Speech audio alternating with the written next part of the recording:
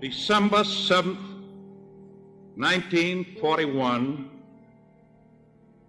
a date which will live in infamy. The United States of America was suddenly and deliberately attacked by naval and air forces of the Empire of Japan. I regret to tell you that very many American lives have been lost. With confidence in our armed forces, with the unbounding determination of our people, we will gain the inevitable triumph, so help us God. No matter how long it may take us to overcome this premeditated invasion, the American people in their righteous might will win through to absolute victory.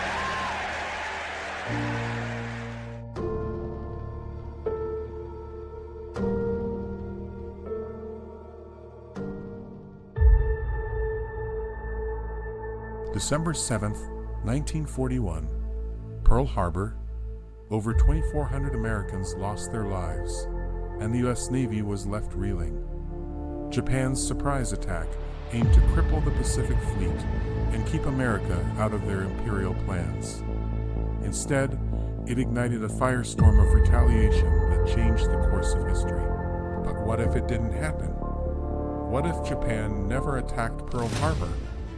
Would the United States have stayed out of the war? Could Japan have taken over the Pacific? Let's rewrite history.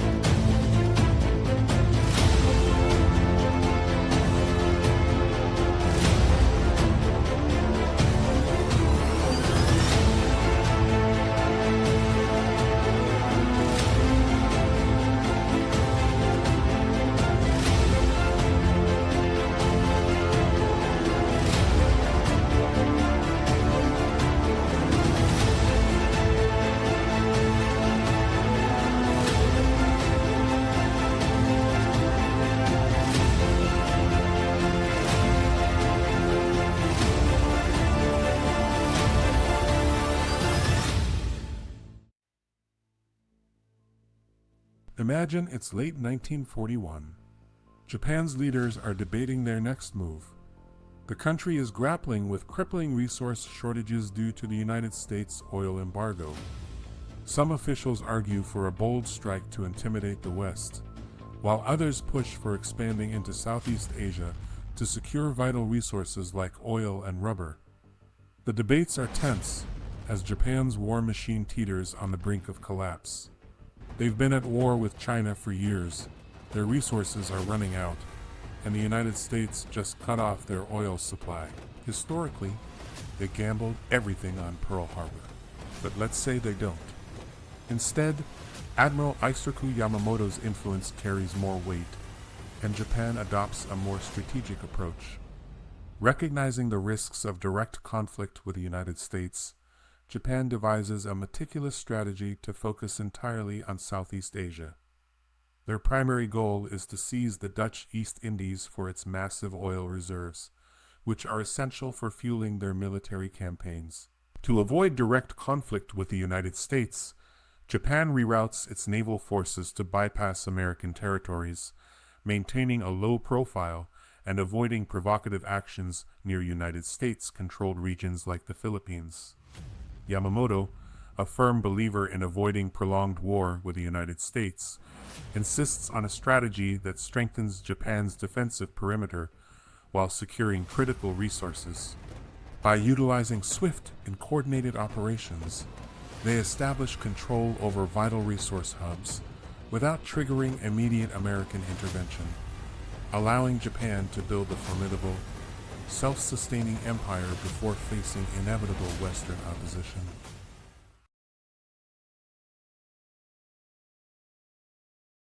The United States spots trouble brewing and gradually tightens its grip, implementing a phased naval blockade to choke Japan's supply lines.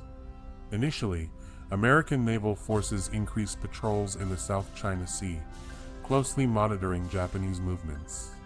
By early 1942, the blockade becomes more aggressive, restricting Japan's access to crucial imports like oil, rubber, and metals, aiming to cripple their war machine before it can fully mobilize. This blockade severely impacts Japan's ability to import essential resources like oil, rubber, and metals, crippling its war machine and forcing desperate measures.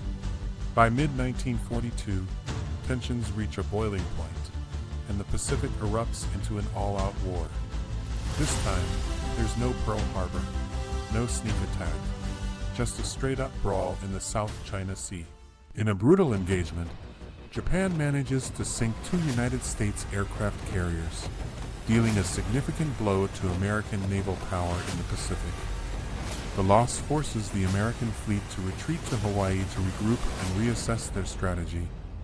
Morale takes a hit as the United States Navy realizes it must rebuild its carrier forces before launching a major counteroffensive, delaying any immediate large-scale engagements in the Pacific theater. Without the emotional shock of Pearl Harbor, the American public remains divided on the necessity of full-scale war. Many Americans question, why are we even in this war? As debates over national involvement intensify, isolationist leaders like Charles Lindbergh and the America First Committee continue to push against full-scale engagement, arguing that the conflict remains a European and Asian struggle rather than a direct threat to the United States. While Japan solidifies its empire, the war in Europe rages on. Without early United States intervention, Germany pushes deeper into Soviet territory. Stalingrad is hanging by a thread. Britain, isolated and stretched thin, struggles to resist Hitler's advances. The country faces relentless German air raids during the Blitz, devastating its cities and morale. Meanwhile, strict rationing of food and supplies places immense strain on the population, and the Royal Navy fights to keep supply lines open in the Atlantic. With limited American support and mounting losses, Britain's resilience is tested like never before. Over in the United States, Roosevelt faces mounting criticism as war fatigue sets in. His approval ratings begin to decline, with many Americans questioning the prolonged conflict. Economic concerns, coupled with a growing isolationist movement led by figures like Charles Lindbergh and the America First Committee, create political turbulence. As the 1944 election approaches, Roosevelt struggles to maintain public confidence amid calls for a change in leadership. The war has dragged on, and without the emotional rallying cry of Pearl Harbor, public fatigue sets in. Isolationist voices grow louder, and economic concerns take center stage. By 1944, the country is divided, and Thomas Dewey capitalizes on the shifting sentiment. Running on a platform of negotiated peace and a focus on domestic recovery, Dewey gains traction. His campaign criticizes Roosevelt's prolonged involvement in the war and questions the administration's ability to bring a swift resolution. The public, weary of conflict and seeking change, elects Dewey as the next president. By 1946, Japan's still holding strong. Dewey, deeply aware of the potential for catastrophic loss of life, first attempts to negotiate Japan's surrender. He offers terms that would preserve Japan's imperial structure, but with severe military limitations. However, Japan refuses, insisting on total resistance and preparing for a drawn-out conflict. With mounting political pressure, intelligence reports warning of prolonged resistance, and an American public exhausted by years of war, he must act swiftly to force Japan's surrender without further draining United States resources.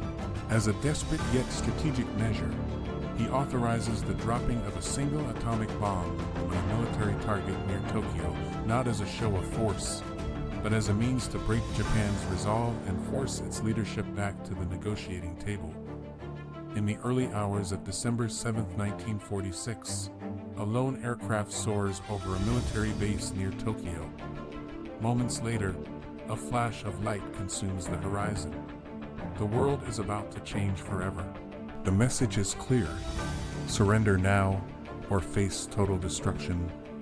Cornered and facing the Soviets on one side and the Americans with the bomb on the other, Japan has no choice but to surrender.